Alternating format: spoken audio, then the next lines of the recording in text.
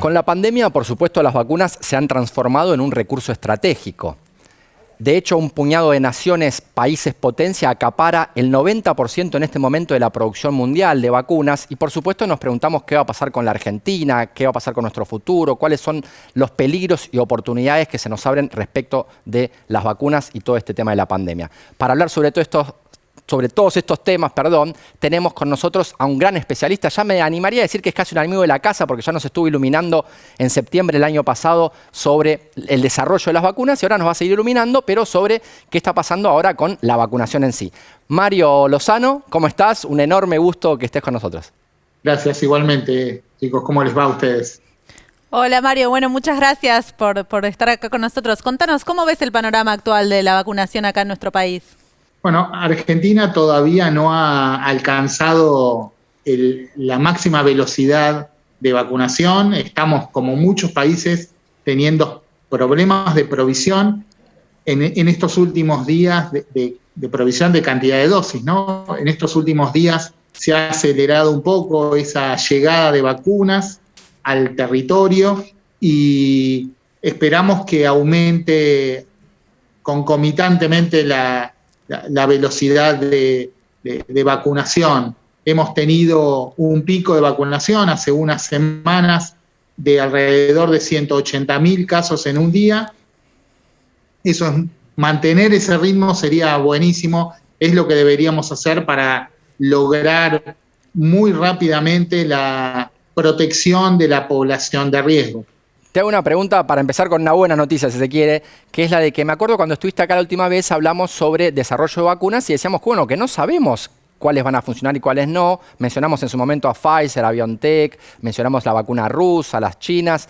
Y bueno, al parecer hasta ahora las que han sido probadas funcionaron todas, ¿no? Hay 7 aprobadas a nivel mundial. ¿Eso es positivo? ¿Algo te sorprendió? ¿Ves algo nuevo en ese panorama del desarrollo de las vacunas? ¿Cómo lo ves?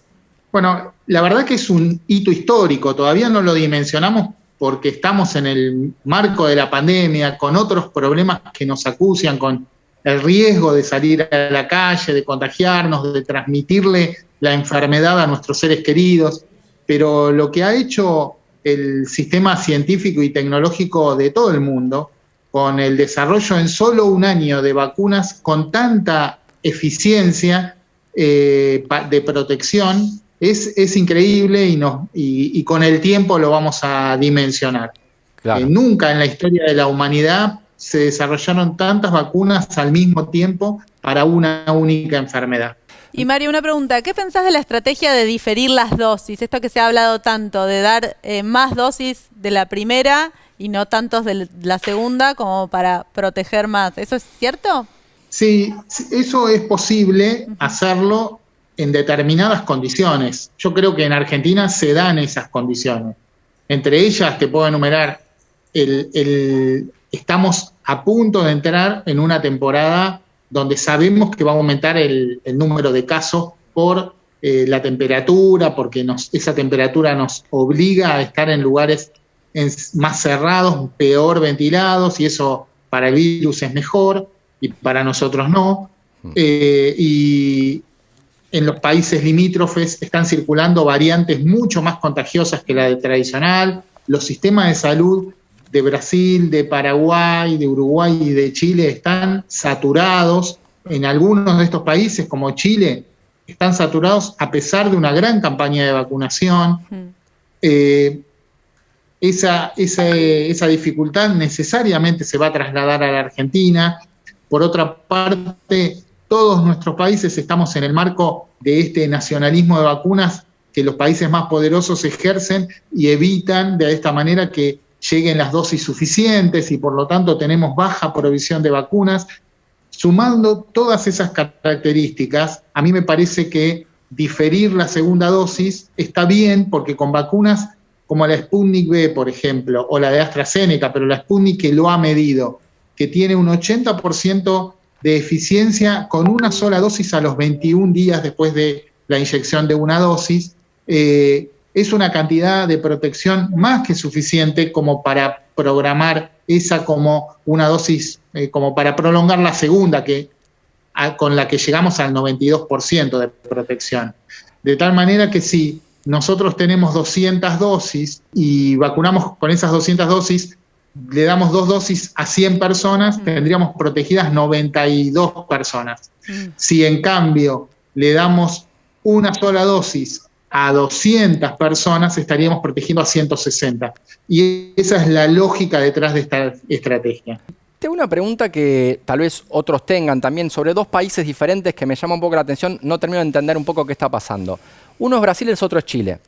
Brasil uno ve que hay un colapso, pero puede ser porque hay nueva variante o puede ser porque tenemos... A mí no me gusta meterme en política, pero la verdad que lo de Bolsonaro es difícil de no reparar el negacionismo que existe científico, el tema de querer darle cloroquina a la población cuando no hay ninguna evidencia de la cloroquina, en fin. Entonces mi duda es, ¿hay nuevas variantes o en realidad es que está descontrolada el contagio porque precedidos por un presidente que no intima a cuidarse, las personas no se cuidan? Lo mismo diría, la misma duda parecida tengo con Chile. Chile se vacunó mucho, pero sin embargo hay un colapso. ¿Eso es porque la vacuna no funciona bien o en realidad es porque la gente se confió y se descontroló? ¿Se entiende? Como que nunca termino de entender si es porque la vacuna no funciona del todo bien o si es porque hay una nueva variante o es porque la gente se confió y se descontroló. ¿Cómo separamos esos diferentes variables? ¿Cómo analizamos estas situaciones? Mira, la respuesta seguramente tiene más de una explicación. Seguramente no es un único factor el que influye, pero uno sí puede analizar algunos datos. Vos en Brasil no todos los estados se comportaron igual, porque a pesar de que Bolsonaro tuvo esa política negacionista, no todos los gobernadores la tuvieron, claro, y no todos los intendentes la tuvieron.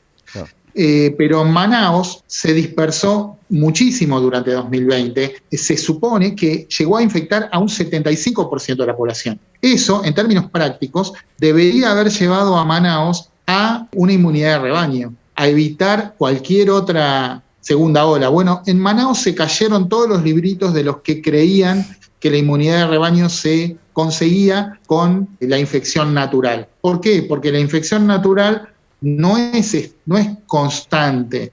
La infección natural a veces se produce con muy pocos virus y a veces con muchos virus, con 10 virus o con 1000 virus. Entonces, las personas que reciben pocos virus necesitan una respuesta inmune leve y por lo tanto su cuerpo responde levemente con una inmunidad de baja duración contra esos virus. Las que se infectan con más virus para sobrevivir necesitan una respuesta más poderosa y seguramente esa respuesta dure más. De hecho, está demostrado que cuando hay una respuesta inmune leve al principio, esa respuesta inmune dura solo 2 o 3 meses y después de los 3 meses las personas se vuelven a infectar con la misma cepa que se infectaron antes. Por otra parte, vos fíjate que en Manaos ha surgido una variante de estas que nos llaman a la preocupación. Variantes surgen en todos lados, pero las variantes que nos preocupan, fíjense que han surgido en todos los lugares donde hubo negacionismo. En Inglaterra, en Brasil, en Sudáfrica, en todos lugares donde se ha dejado a la población a su merced, a la merced del virus. Y eso no es casualidad. El virus cuanto más se reproduce, más cambia y entonces puede evolucionar más y encontrar las variantes que más le convengan a él para sobrevivir en la naturaleza. Ese combo de negacionismo y de generación de variantes es lo que para mí explica principalmente la reinfección en Manaos. Fíjate que en Manaos durante el 2020 murieron más o menos la misma cantidad de personas que en estos 3 meses del 2021.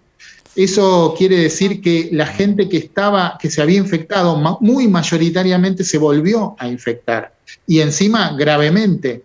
Seguramente la nueva variante intervino muchísimo, la existencia de la nueva variante intervino muchísimo en eso, sumado a que algunos han perdido la inmunidad del primer año. Claro. Por otra parte, en Chile, el problema que está afectando a Chile, por un lado, es la aparición de estas variantes de otros países, como la inglesa o la brasilera de Manaos, pero al mismo tiempo la vacuna que consiguió Chile en esta emergencia es para vacunar masivamente a su población, es la vacuna de la empresa china Sinovac, que no tiene menos datos, que no es tan buena como las otras, digamos. Claro. Por un lado, no ha terminado la fase clínica 3, no es una vacuna aprobada de emergencia muy al límite de esa emergencia, no terminó la fase clínica 3 y tiene solo un 50-52% de efectividad. Y por lo tanto, la mitad de las personas vacunadas siguen siendo susceptibles en este caso, ¿no? ¿Qué es esa mutación? ¿Qué le confiere al virus que lo hace más peligroso? ¿Que se sabe el mecanismo por el cual lo hace o más contagioso o más virulento? En general, las variantes que hacen a los virus más contagiosos son variantes que modifican la estructura de la capa externa del virus, sí, lo que nosotros llamamos el maquillaje del virus, lo que está hacia el exterior, que son las estructuras que el virus utiliza para pegarse a la célula, para encontrar lo que llamamos un receptor en la célula, que es otra estructura, y ahí se establece una unión de tipo llave y cerradura. Cuando esa unión es perfecta, el virus entra más fácil. Cuando la estructura del virus se convierte en una variante que mejora ese enlace con el receptor celular, el virus entra más fácil en la célula y por lo tanto es más contagioso, porque a partir de un único virus más rápidamente se producen más descendientes.